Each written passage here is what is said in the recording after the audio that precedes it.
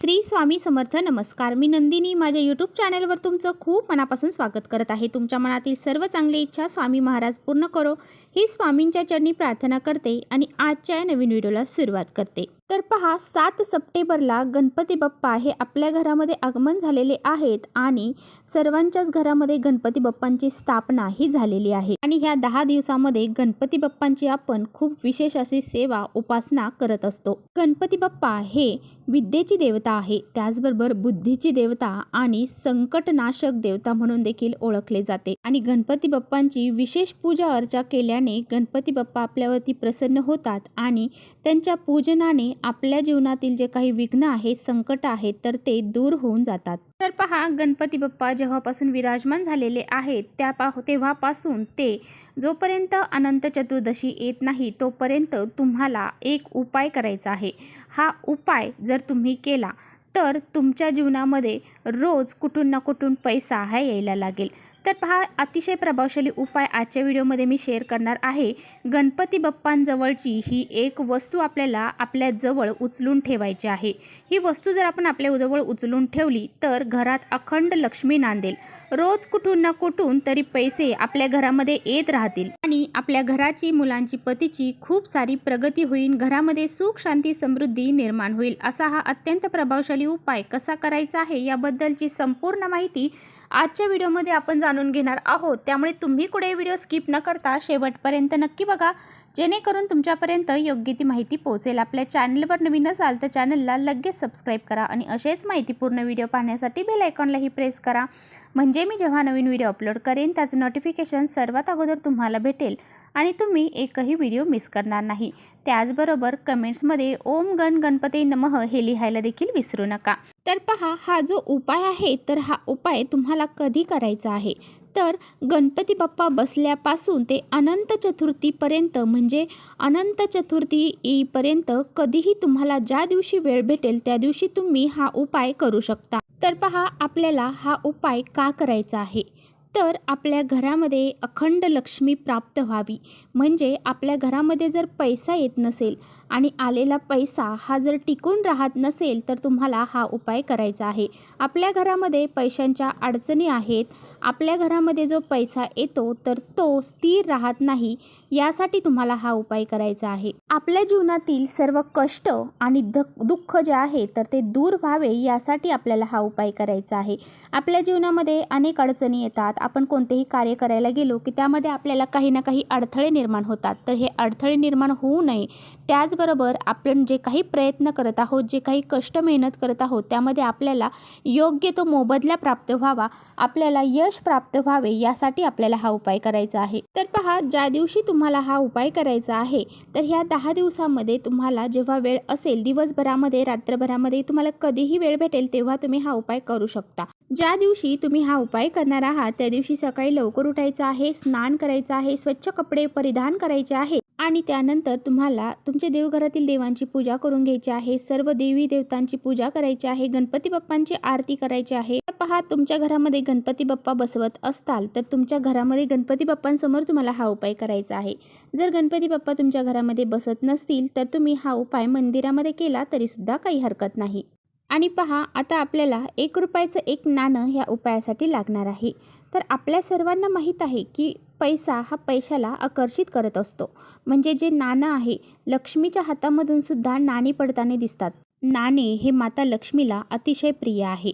त्यामुळे आपल्याला 1 रुपयाचं एक नाणं घ्यायचं आहे. आपल्याला 1 रुपयाचं एक नाणं घेतल्यानंतर आपल्याला लागणार आहे धने.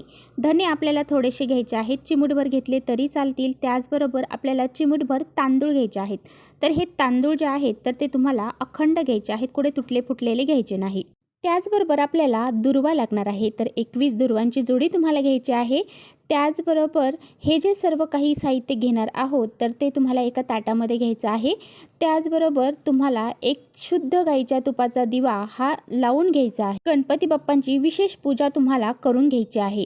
गणपती बाप्पांच्या तिथे तुम्हाला दिवा, धूप, अगरबत्ती लावून घ्यायची आहे आणि त्यानंतरच हा सकारात्मक वातावरणामध्ये हा उपाय करायचा आहे. तर पहा आपल्याला एक नाणं घेतलेलं आहे, तर त्या नाण्यावरती अभिषेक करायचा आहे। एक प्लेट घ्यायची आहे, त्या प्लेटमध्ये हे नाणं ठेवायचं आणि त्याच्यावरती पळीने पाणी घालत 11 वेळा पाणी घालायचं। ओम गण गणपते नमः या मंत्राचा जप करत त्या नाण्यावरती अभिषेक करायचा आहे। नंतर हे नाणं स्वच्छ करून घ्यायचं आहे आणि ते पाणी जे आहे तर ते तुळस सोडून इतर कोणत्याही झाडाला तुम्ही घालायचं आहे। यानंतर ह्या नाण्याला तुम्हाला हळद कुंकू अक्षदा वाहून घ्यायच्या आहेत आणि जे धने आणि तांदूळ आपण घेतलेले आहेत तर ते तुम्हाला हातामध्ये घ्यायचे आहेत, उजव्या हातामध्ये घ्यायचे आहेत। ऋणमुक्ती स्तोत्राचं पठण तुम्हाला करायचं आहे। ऋणमुक्ती गणेश स्तोत्र हे अगदी प्रभावी स्तोत्र आहे। तर हे स्तोत्र तुम्हाला ते धने आणि अक्षदा हातामध्ये घेऊन म्हणायचं आहे। तर अक्षदा घेताना त्या अक्षदांना हळद कुंकू आपल्याला चोळून घ्यायचं आहे, म्हणजे त्या लाल पिवळ्या करायच्या आहेत। आणि हे ऋणमुक्ती स्तोत्र जे आहे तर ते तुम्हाला 11 वेळेस पठण करायचं आहे। अगदी प्रभावी स्तोत्र आहे। आणि यानंतर हे 1 रुपयाचं नाणं जे आहे त्यावरती हे धने आणि तांदूळ जे आहेत तर ते तुम्हाला अर्पण करायचे आहेत। हे 1 रुपयाचं नाणं ठेवताना एका प्लेटमध्ये ठेवायचं आहे आणि त्यानंतरच त्यावरती हळद कुंकू अक्षदा ठेवायच्या आहेत, वाहायच्या आहेत। आणि त्यानंतर आपण हे जे अभिमंत्रित केलेले धने आणि जे अक्षदा आहेत त्यावरती टाकायचे आहेत आणि ही प्लेट उचलून आपल्याला गणपती बाप्पांसमोर ठेवायची आहे। आणि दोन्ही हात जोडून गणपती बाप्पांना प्रार्थना करायची आहे की माझ्या घरामध्ये जे काही कर्ज आहे, जे दारिद्र्य आहे, काही गरिबी आहे ती नष्ट होऊन जाऊ दे आणि माझ्या घराची, मुलांची, पतीची खूप सारी प्रगती होऊ दे। माझ्या घरामध्ये पैसा येण्याचे मार्ग मोकळे होऊ दे आणि आलेला पैसा हा घरामध्ये टिकून राहू दे, अशी गणपती बाप्पांना आपल्याला प्रार्थना करायची आहे। त्यानंतर काही वेळासाठी आपल्याला हे जे वस्तू आहे ते गणपती बाप्पांसमोरच ठेवायचे आहे। नंतर संध्याकाळच्या वेळी 4च्या नंतर तुम्हाला ही वस्तू ज्या आहेत तर त्या लाल किंवा पिवळा कपडा घ्यायचा आहे, त्यामध्ये ह्या सर्व वस्तू तुम्हाला बांधायच्या आहेत। 1 रुपयाचं नाणं असेल, त्याचबरोबर आपण जे अक्षदा आणि धने त्यावरती टाकलेले आहेत ते सुद्धा त्यामध्ये तुम्हाला बांधायचे आहे। एक पोटली तयार करायची आहे आणि ही जी पोटली आहे ही पोटली उचलून तुम्हाला गणपती बाप्पांचा आपण जे काही चौरंग मांडलेला असेल किंवा पाट मांडलेला असेल तर त्या पाटाखाली तुम्हाला ठेवायचे आहे। तर पहा बरेच जण हा उपाय गणपती बाप्पांच्या मंदिरामध्ये जाऊन करतील, तर त्यांनी ही जी पोटली आहे तर गणपती बाप्पांच्या चरणाशी ठेवायची आहे। त्यानंतर तुम्हाला ती पोटली 10 ते 15 मिनिटं गणपती बाप्पांच्या पाटाखालीच ठेवायची आहे आणि तिथे ठेवल्यानंतर ती आपल्याला उचलून घ्यायची आहे आणि आपला जो मुख्य दरवाजा आहे तर त्या मुख्य दरवाजावरती जाऊन ही पोटली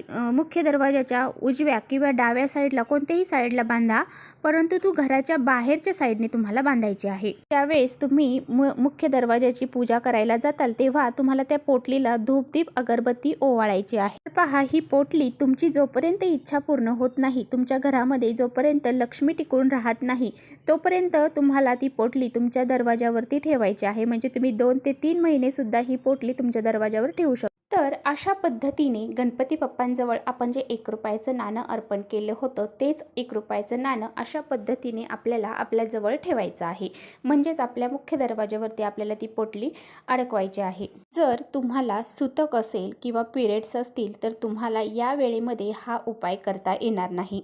तर अशा पद्धतीने हा जो उपाय आहे तर तो तुम्हाला करायचा आहे। हा उपाय केल्यामुळे पहा रोज कुठून ना कुठून घरामध्ये पैसा येऊ लागेल आणि आलेला पैसा घरामध्ये स्थिर स्वरूपामध्ये राहील। त्यामुळे असा हा एक उपाय गणपती बाप्पांचं विसर्जन होण्या अगोदर आपल्याला आपल्या घरामध्ये करायचा आहे। तर चला इथेच थांबवते माझा व्हिडिओ तुम्हाला थोडा जरी आवडला असेल तर नक्की लाईक करा। चॅनलवर नवीन असाल तर चॅनलला सबस्क्राईब करा। परत भेटूया अशा छानशा व्हिडिओसोबत, तोपर्यंत श्री स्वामी समर्थ।